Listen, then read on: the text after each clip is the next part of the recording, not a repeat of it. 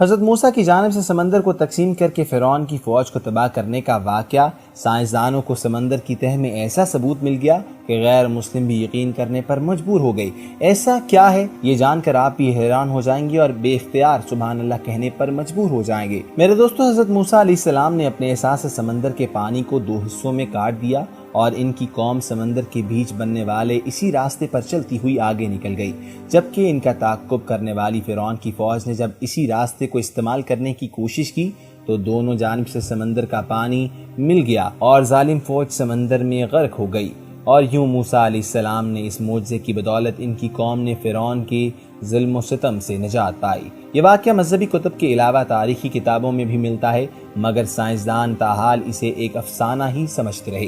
البتہ ماہرین آثار قدیمہ اور محققین نے اب پہلی سمندر کی تہہ میں کچھ ایسے شواہد دریافت کر لیے ہیں کہ مغرب کے نامور سائنسدان بھی اس واقعے کو حقیقت ماننے پر مجبور ہو گئے ہیں۔ خواتین و حضرات، رپورٹ کے مطابق سویڈن کے سائنسدان ڈاکٹر لیونارڈ مولر تحقیق کاروں کی ایک ٹیم کو لے کر بحیرہ احمر کے سفر پر روانہ ہوئے تھے۔ ڈاکٹر مولر کی ٹیم نے مصر کے ساحل پر ایک مخصوص مقام سے سمندر کی تہہ میں قدیم آثار کی تلاش کا سلسلہ شروع کیا۔ وہ تمام خطرناک شواہد اپنی آنکھوں سے دیکھے جو قدیم معجزے کی گواہی آج بھی دے رہے ہیں۔ رپورٹ کے مطابق اس سمندر کی تہہ میں آج بھی ٹوٹے پھوٹے رتھ بکھرے پڑے ہیں جن کے پہیے سونے کے ہیں، اور ان کے آس پاس ہزاروں سال پرانی تلواریں اور دیگر قدیم ہتھیار بھی بکھرے پڑے ہیں۔ جہاں قدیم دور کے رتھ اور ہتھیار ملے ہیں، وہاں انسانوں اور گھوڑوں کی ہڈیاں بھی بڑی تعداد میں اکٹھی ملی ہیں۔ ڈاکٹر مولر کا کہنا یہ بھی ہے کہ ان اشیاء کا اس کے سوا کیا مطلب ہو سکتا ہے کہ یہ فرعون کی فوج کے رتھ ہیں اور ہڈیاں فرعون کی فوجیوں اور ان کے گھوڑوں کی ہیں۔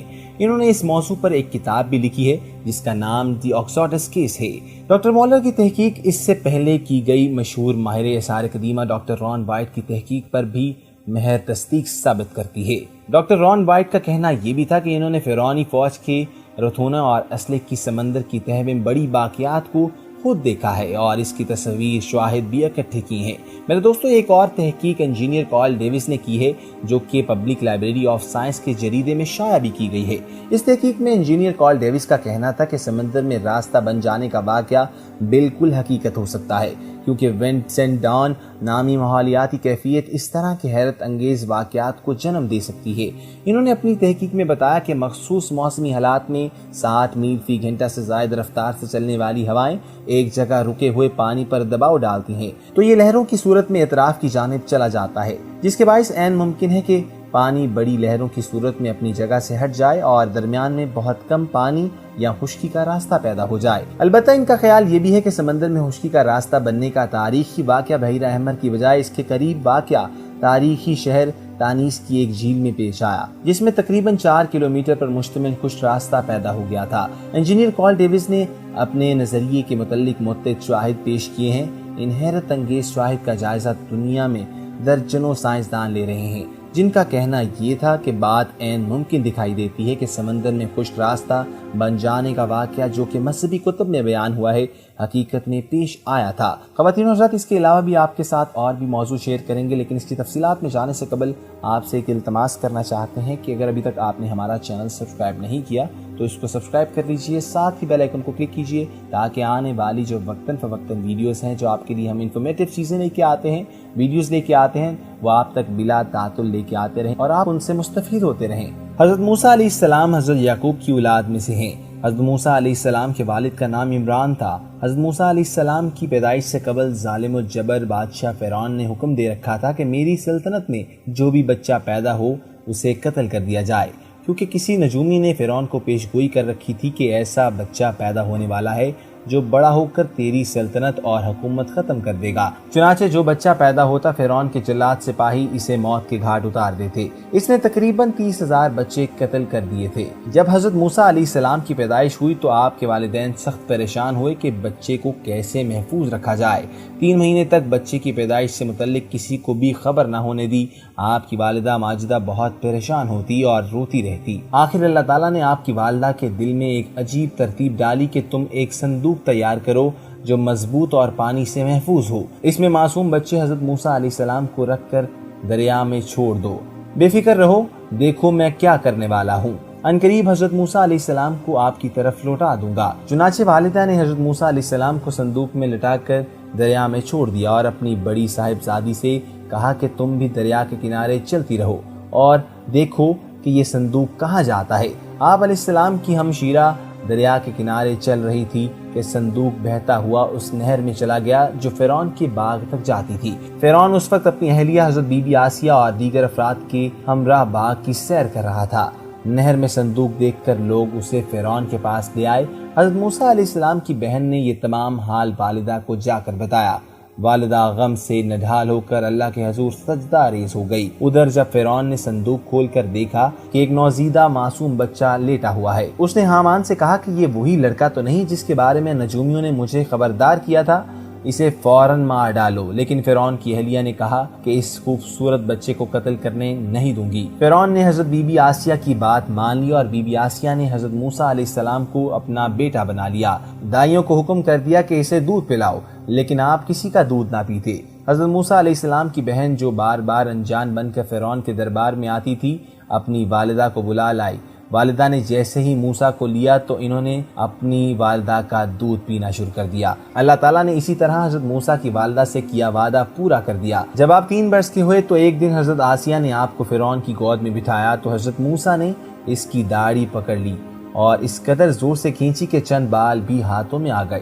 فرعون غصے سے لال پیلا ہو گیا اور کہنے لگا، یہی ہے وہ جو میری سلطنت کو برباد کرے گا۔ چنانچہ فرعون نے آپ کو پھر قتل کرنا چاہا، مگر حضرت آسیہ نے ایک بار پھر حضرت موسیٰ کو بچا لیا۔ اس کے بعد فرعون نے کبھی حضرت موسیٰ کی طرف توجہ نہ دی۔ وقت گزرتا رہا یہاں تک کہ آپ 23 برس کے ہو گئے۔ ایک دن حضرت موسیٰ دریائے نیل کے کنارے نماز پڑھ رہے تھے کہ اچانک فرعون کا نوکر وہاں سے گزرا اور کہنے لگا کہ یہ عبادت کس کے لیے کر رہے ہو؟ آپ رضی اللہ عنہ نے فرمایا، اپنے رب کے لیے۔ اس نے کہا، یہ عبادت اپنے باپ فرعون کے لیے کیوں نہیں کرتے؟ کیا فرعون کے علاوہ بھی کوئی رب ہے؟ اس نے یہ خبر فرعون تک پہنچا دی۔ بس اسی وقت سے فرعون کھلی دشمنی پر اتر آیا۔ حضرت موسیٰ علیہ السلام مصر کی سرزمین کو خیر آباد کہہ کر مدین چلے گئے۔ جب آپ کی عمر 40 سال سے زیادہ ہوئی اور نبوت بھی مل گئی تو فرعون کے دربار میں دعوت توحید دینے تشریف لائے۔ حضرت موسیٰ علیہ السلام نے فرعون کے سامنے 2 باتیں رکھی، ایک یہ کہ تم خود ایمان لاؤ اور دوسری یہ کہ بنی اسرائیل کی قوم جسے تم نے غلام بنا رکھا ہے اسے آزادی دے دو۔ بنی اسرائیل شام کے باشندے تھے اور وہاں جانا چاہتے تھے، لیکن فرعون نے انہیں زبردستی روک رکھا تھا اور 400 سال سے اس کی غلامی کر رہے تھے۔ اس وقت ان کی تعداد 6,30,000 تھی۔ پیغام حق سن کر فرعون سے جواب نہ بن سکا۔ اس نے بات کو مذاق میں اڑانے کی کوشش کی۔ حضرت موسیٰ علیہ السلام نے جرت مندی سے کہا، اے فرعون، تیرے پاس اگر کوئی دلیل ہے تو ظاہر کر۔ اس لیے الٹا مطالبہ کر دیا، اگر تم اس دعوے میں سچے ہو تو اپنے معجزات ظاہر کرو۔ حضرت موسیٰ علیہ السلام نے اپنی لاٹھی زمین پر ماری۔ لاٹھی زمین پر گرتے ہی نہایت ڈرونی شکل والا بڑا سانپ منہ باڑے اور بھنبھناتے ہوئے ظاہر ہوا اور فرعون کی طرف بڑھا۔ فرعون تخت سے کودا اور چلا کر کہنے لگا، اے موسیٰ، اسے روکو۔ حضرت موسیٰ علیہ السلام نے اسے پکڑا تو وہ پھر لاٹھی بن گئی۔ حضرت موسیٰ علیہ السلام نے اپنا ہاتھ گریبان میں ڈال کر نکالا تو وہ چاند کی طرح چمک رہا تھا۔ فرعون اور اس کی درباری لاجواب ہو گئے، لیکن ضد کی بنا پر ماننے سے انکار کر دیا۔ کھلے معجزات دیکھ کر درباریوں نے فرعون سے کہا، موسیٰ بڑا جادوگر ہے، اس کا ارادہ ہے کہ تمہیں تمہاری سرزمین سے نکال دے۔ ادھر قوم معجزات دیکھ کر حضرت موسیٰ علیہ السلام پر ایمان لانے لگی۔ تب اللہ تعالیٰ کا حکم آیا کہ اپنے بندوں کو لے کر راتوں رات مصر سے نکل کر اپنے باپ دادا کی سرزمین کی طرف لے جاؤ، یعنی مصر سے فلسطین منتقل کر دو۔ حضرت موسیٰ علیہ السلام 6 لاکھ افراد کو لے کر جب دریائے نیل پہنچے تو اللہ کے حکم سے دریا میں خشکی کے 12 راستے بن گئے۔ فرعون کو صبح خبر ہوئی تو وہ حضرت موسیٰ علیہ السلام اور ان کے ساتھیوں کو قتل کرنے کے لیے فوج کے ساتھ دریا کے انہی راستے پر چلنے لگا جہاں سے وہ داخل ہوئے تھے۔ اسی وقت اللہ تعالیٰ کے حکم سے دریا نے انہیں چاروں طرف سے آ لیا۔ عذاب آ گیا تو فرعون پر سکرات کا غلبہ ہونے لگا اور وہ کہنے لگا، میں ایمان لاتا ہوں، واقعی موسیٰ علیہ السلام کے رب کے سوا کوئی دوسرا خدا نہیں ہے۔ لہروں نے اس کی لاش کنارے پر پھینک دی۔ اللہ نے اس کی لاش کو دنیا میں قیامت کے لیے نشان عبرت بنا دیا۔ آج بھی اس کی لاش مصر کے عجائب گھر میں بڑی دعوت عبرت دے رہی ہے۔ اس طرح کے دیگر دلچسپ اور حیرت انگیز واقعات قرآن مجید میں جا بجا مذکور ہیں۔ حضرت موسیٰ علیہ السلام وہ واحد پیغمبر ہیں جن کا ذکر قرآن مجید میں سب سے زیادہ یعنی 28 سپاروں میں موجود ہے۔ میرے دوستو، یہاں پر میں اپنی ویڈیو کا اختتام کرتا ہوں اور آپ سے ایک التماس کرنا چاہوں گا کہ کہ اگر ابھی تک آپ نے ہمارا چینل سبسکرائب نہیں کیا تو اس کو سبسکرائب کر لیجئے، ساتھ ہی بیل آئیکن کو کلک کیجئے تاکہ آنے والی جو وقتاً فوقتاً ویڈیوز ہیں جو ہم آپ کے لیے اس چینل کے اوپر لے کے آتے ہیں وہ آپ تک بلا تعطل پہنچتی رہیں اور آپ ان سے مستفید ہوتے رہیں۔ اللہ حافظ۔